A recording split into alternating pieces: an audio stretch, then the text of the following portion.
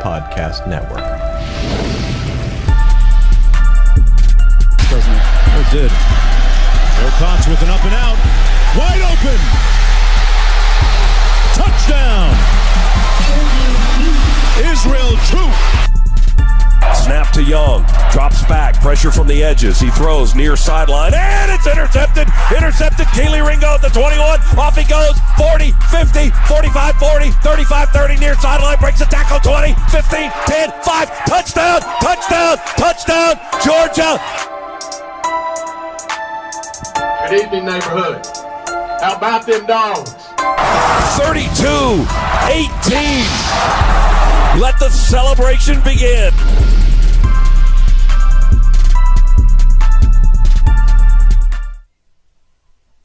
All right, what's up? What's up, everybody? It is the Believe in Georgia Dogs podcast on the Believe Network, also coming at you on Brinks.tv.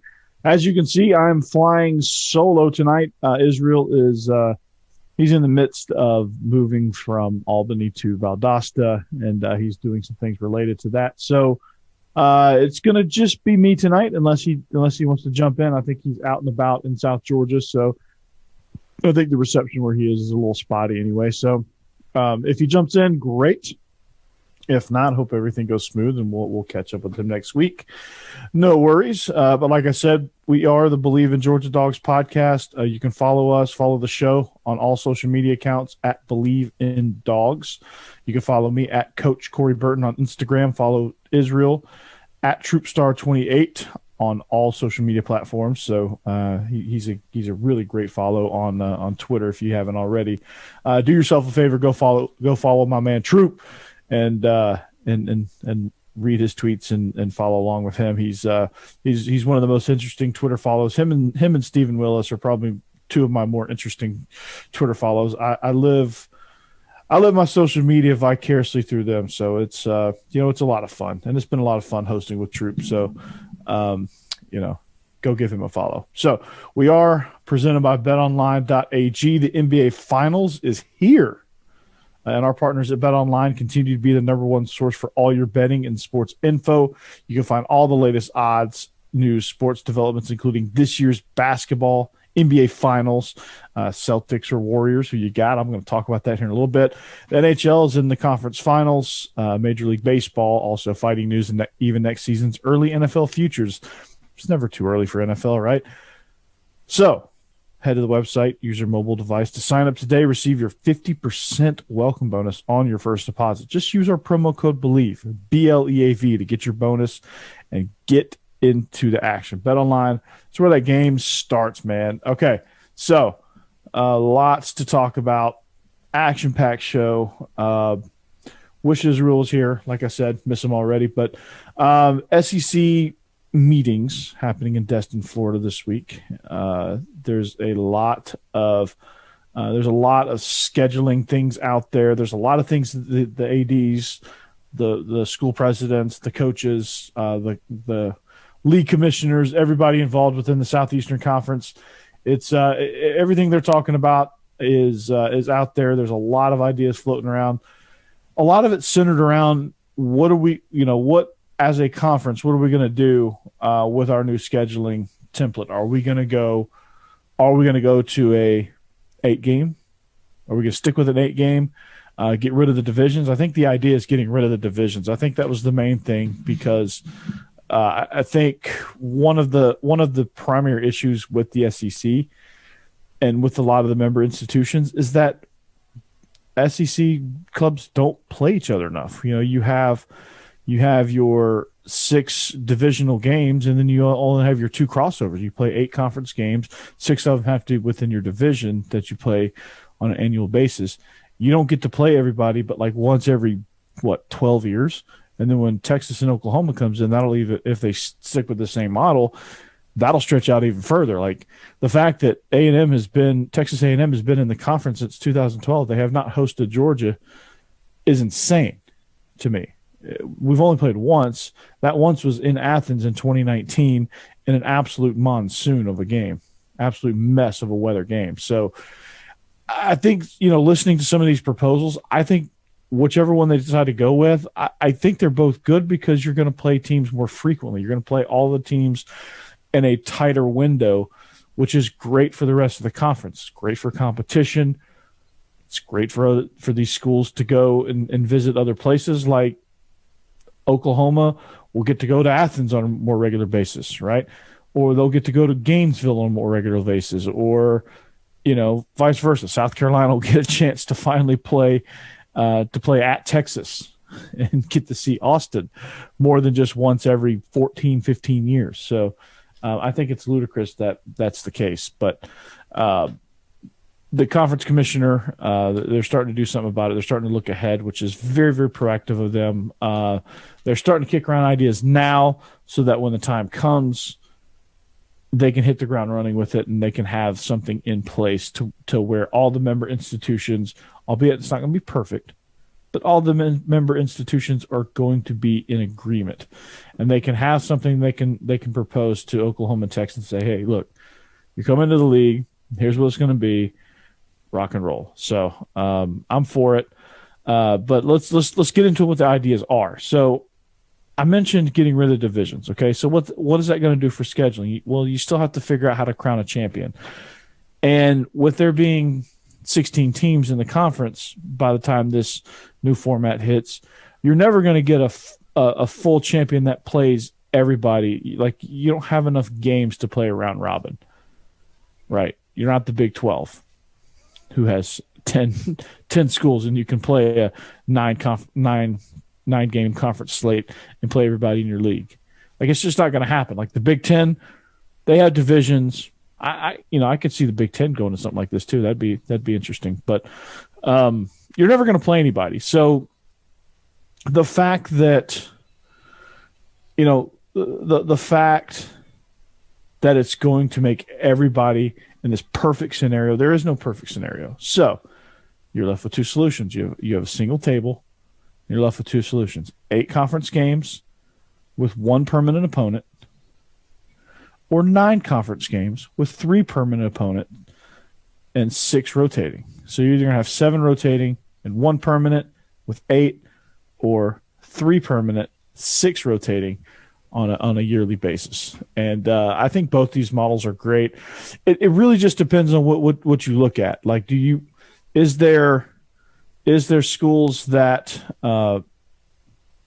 is there schools that are going to be able to preserve some of the rivalries? I mean, I think when you look at teams like Alabama, Auburn, Florida, Georgia, Tennessee, they have more than one rivalry that they'd like to preserve, like the third Saturday in October for Alabama, Tennessee. Like, they're going to want to keep that.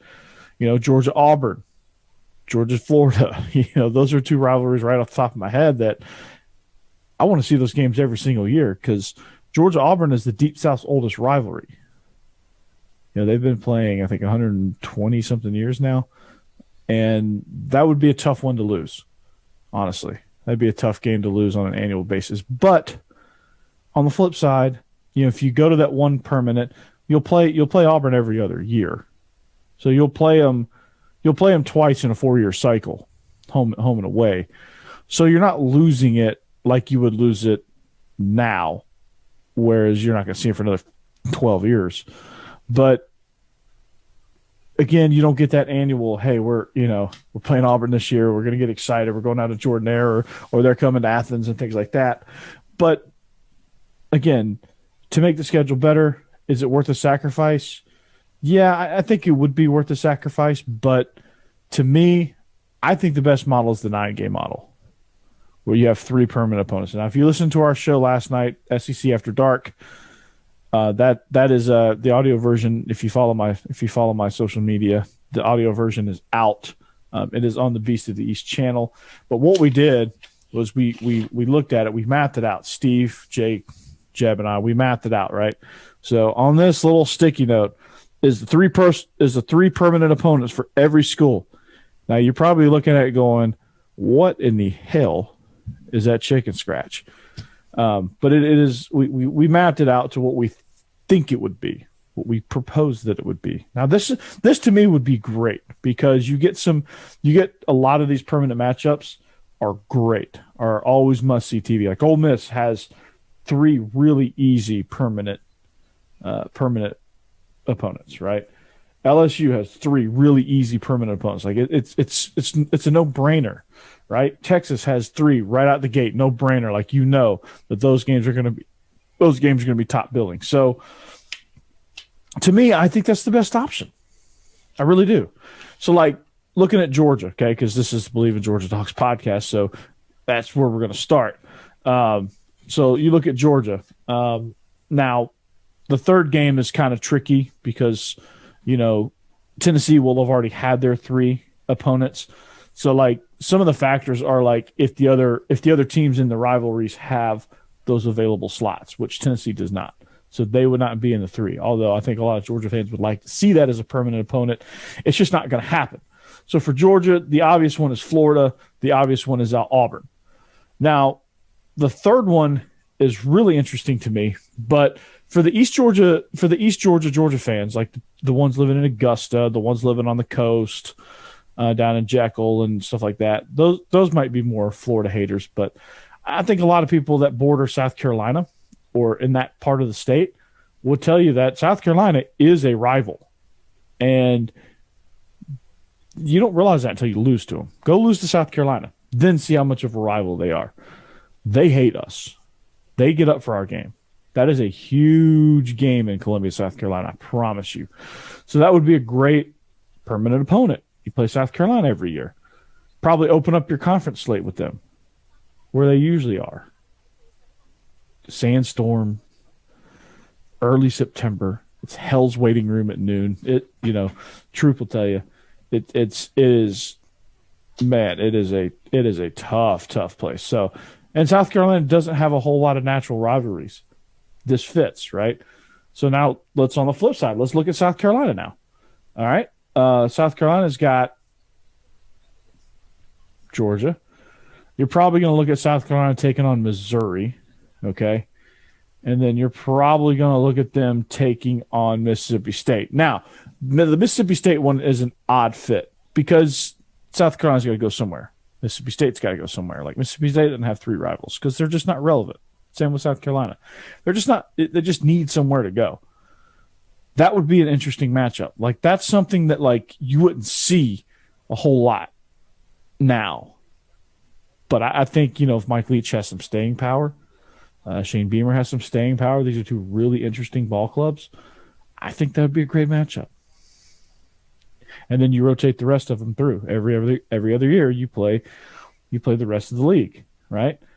Look at a school. Let's look at the newcomers, right? Let's look at Texas. They have A&M, OU, and Arkansas, right? Red River rivalry. That's number one.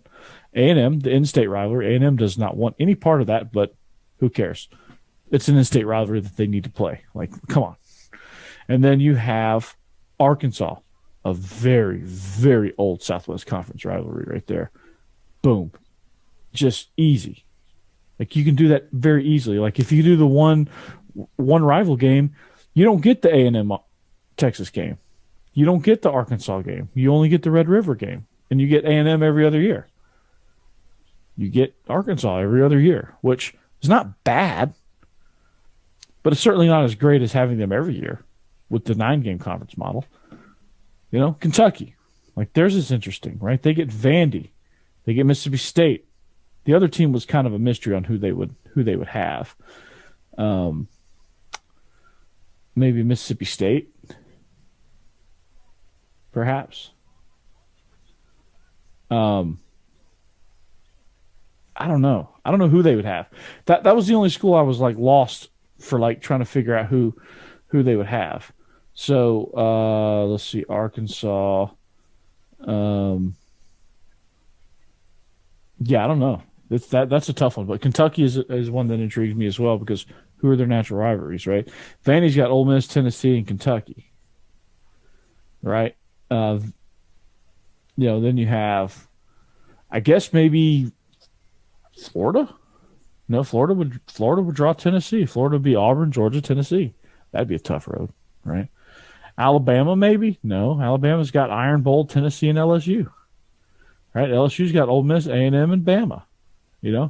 Like where do they fit? So it's interesting. I guess Kentucky would be the one Lone Ranger that would have the odd game out, but I think one team would have to have the odd game out where they don't get a full 3, but maybe that team is Mississippi State that doesn't get the full 3, but who knows? But the point being is it solves two problems. A, you get to preserve the 9-game, you get to preserve your rivalries for the most part. Actually, you do get to preserve your rivalries. B, you get to see everybody more frequently. It's like every 4 years, everyone will have played everyone in every venue. Think about it. I love it. It's a home run. That would get my vote. All right, we mapped it out yesterday. That would absolutely get my vote. Okay? Book it. That's it right there.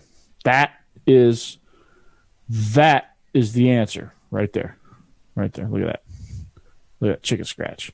That is the answer. All right. Hit me up on social media if you agree or disagree. Tell me your pros and cons. I am so glad I didn't go with the pods. The pods were going to be an awful idea.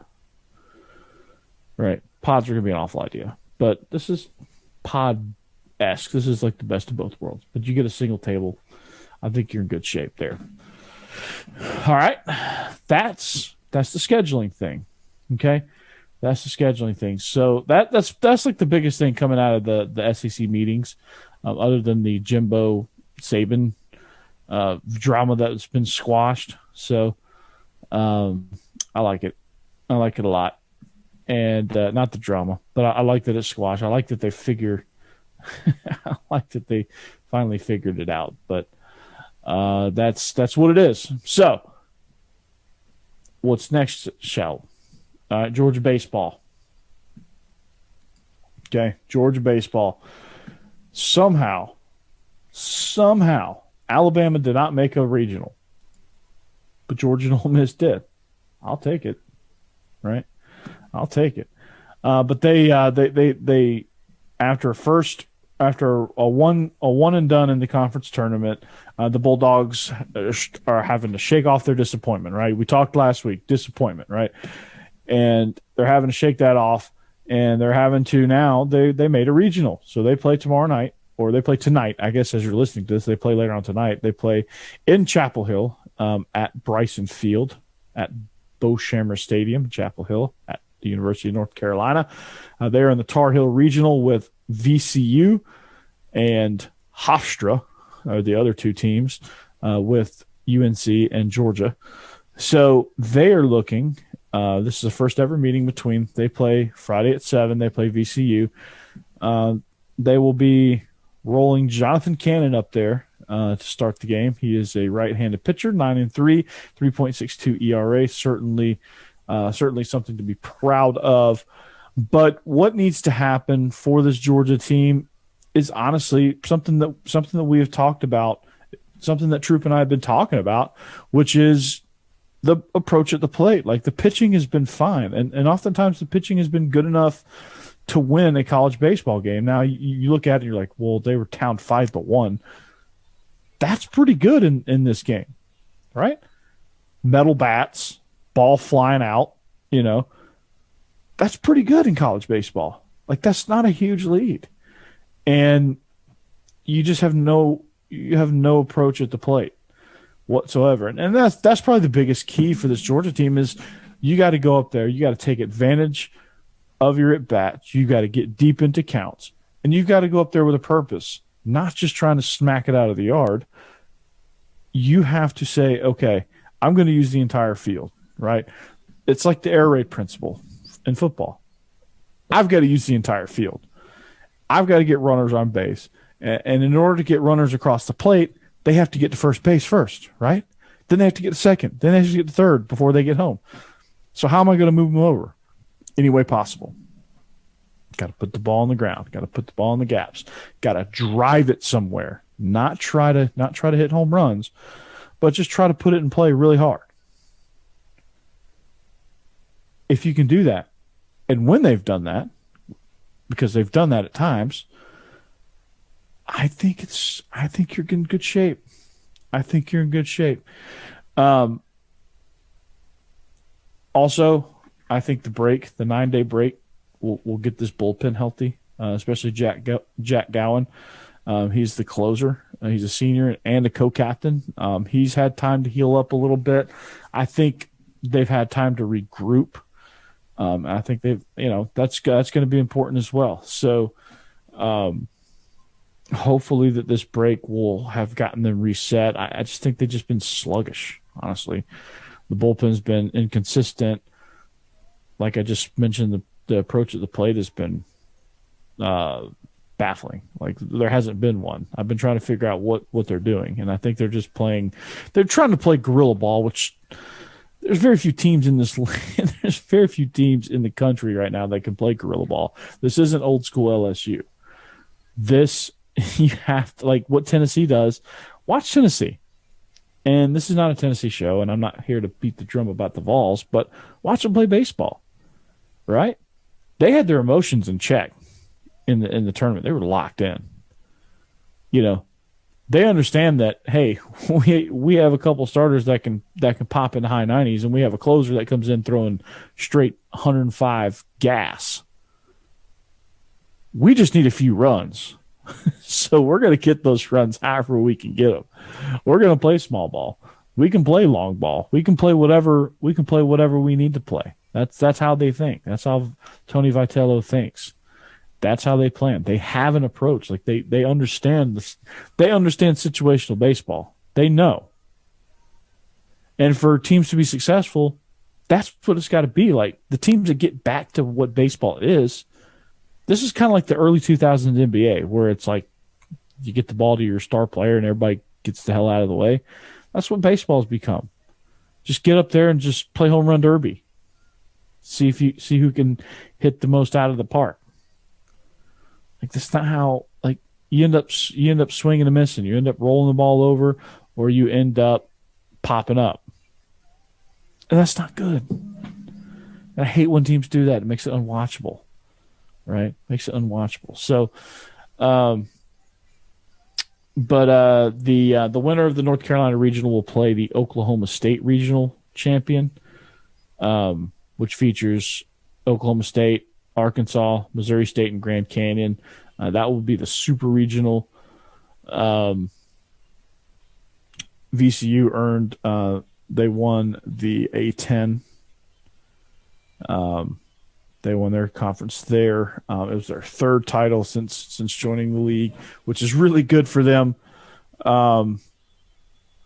They have a guy, Tyler Locklear, who is he was the most outstanding player. He's hitting .818 with 3 home runs in the tournament. As a first baseman, he is one of the best hitters in the country. He's hitting .403 on the season, just absolutely insane. He has 19 bombs. He's put 75 runs. He's helped get 75 runs across the plate. When you're filling out the scouting report, that's, for VCU, that's going to be, other teams have different difference makers. And that's the thing about college baseball. Like teams like VCU can be really good because they have these guys, right? They're tricky. They're tricky. And guys like that,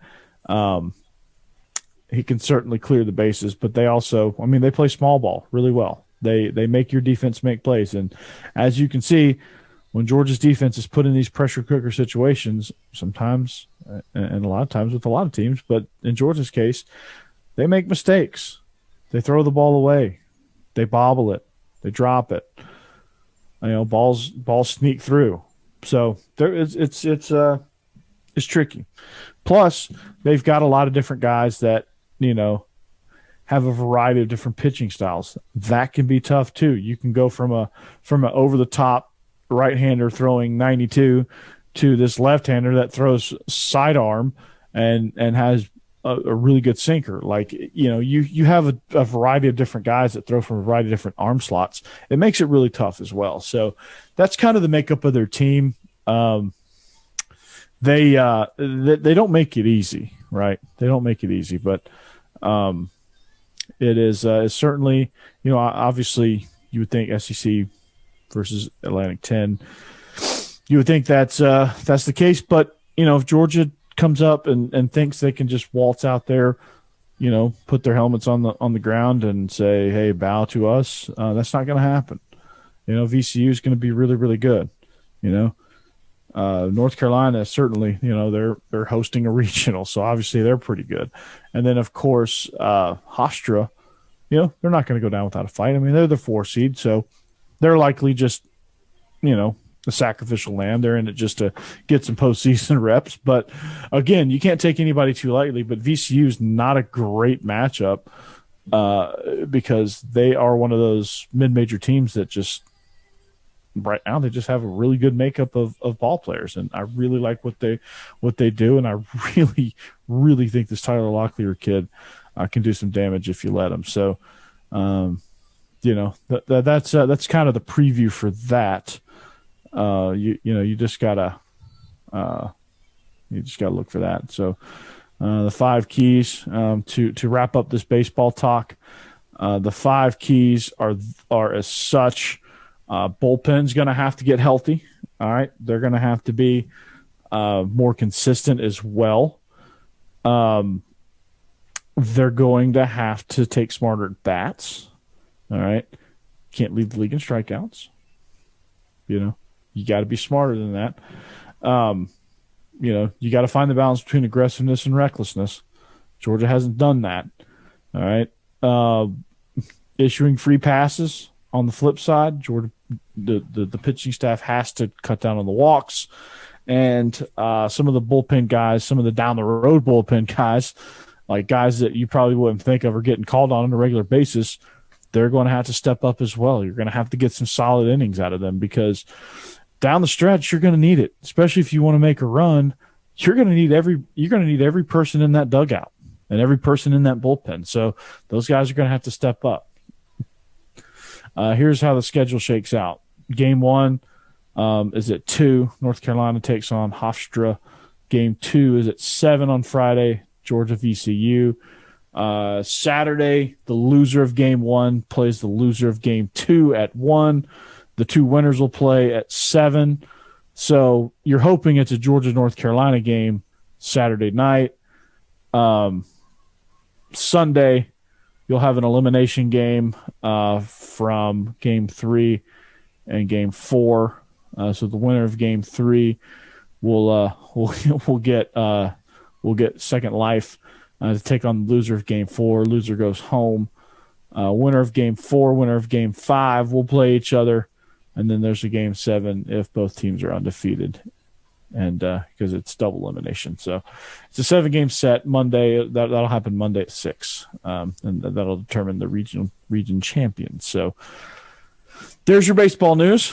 So tonight, 7:00, Saturday, possibly at either 1 or 4, and Sunday, I think, at 1. So looking forward to it. And that's going to be there. So as we march towards the end of this thing, Arch Madness is in June. Arch Manning is coming for a visit. This recruiting has come down to really Georgia and Texas, right? They're the front runners now. They will get the first weekend in June, and the 18th. Arch Manning will go to Texas.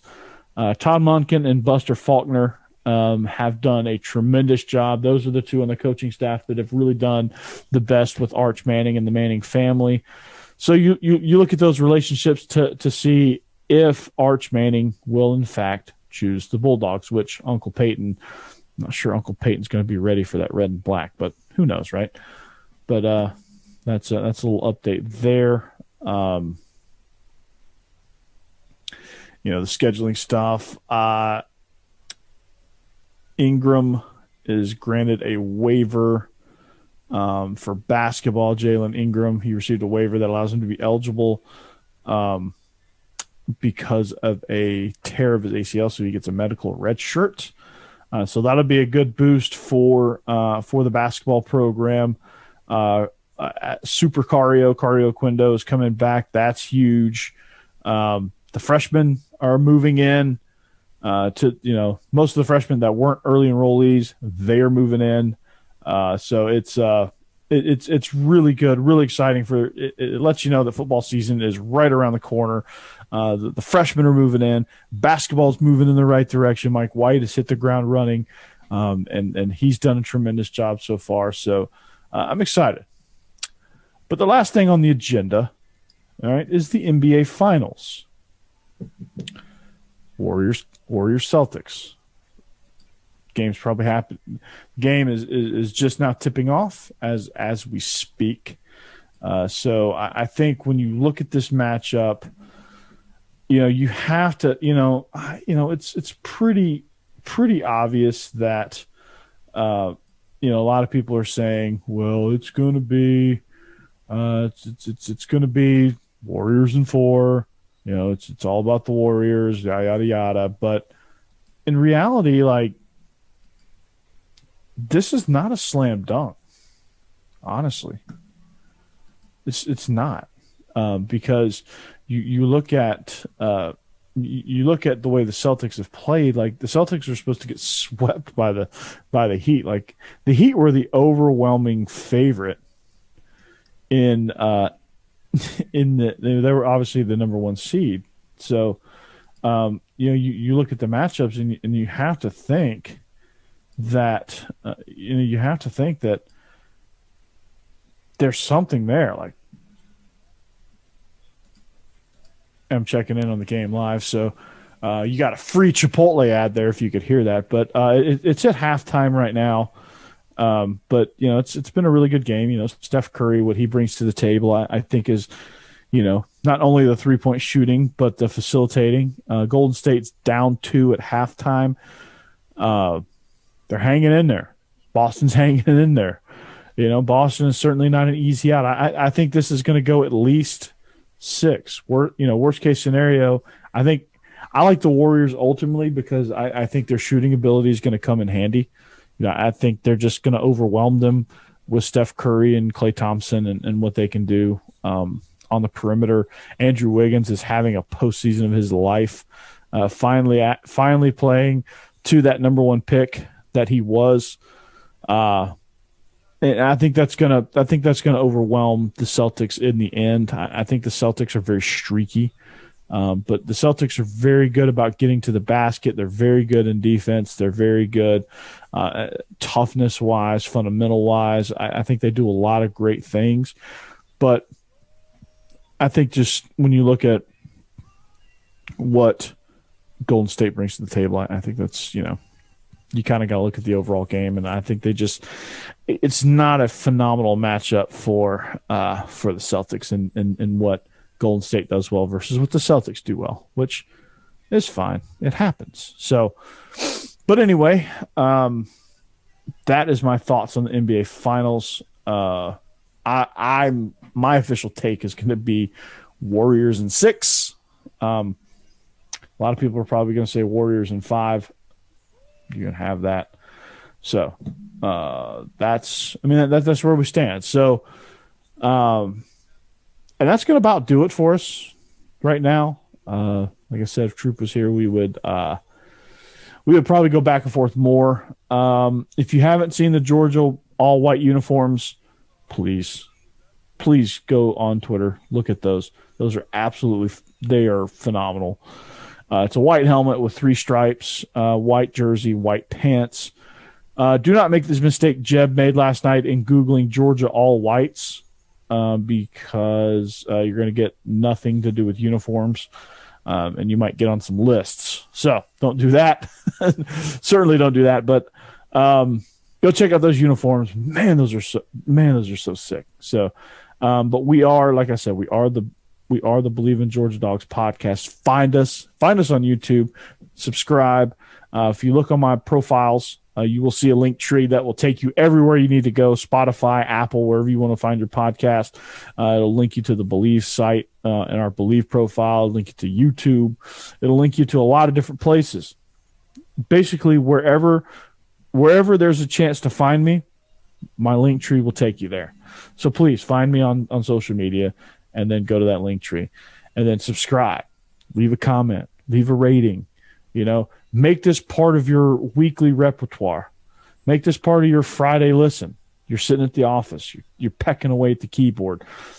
You're tired. Your boss is bearing down on you. You got a stack of papers. You got invoices. You got cover sheets for your TPS reports. Lundberg is really driving you crazy. He wants you to come in on the weekend. Sometimes you just got to put the pods in and listen to the Believe in Georgia Dogs podcast. Sometimes you got to do it. As an Office Space reference for those of you keeping score at home. So subscribe, comment, find us, give us some feedback, let us know how we're doing. Join in on the fun, tell a friend about it, and that's how we're going to do it. So we are the Believe in Georgia Dogs podcast on the Believe Network, also Brinks.tv, presented by Betonline.ag. We hope you have a great weekend. We'll see you back here next week, hopefully with a fresh move and a fresh new home. Israel will join us as well. Thank you. Good night. We'll see you back here next week. Better than ever. And as always, go Dogs. See you. This is Believe in Georgia Dogs podcast on the Believe podcast.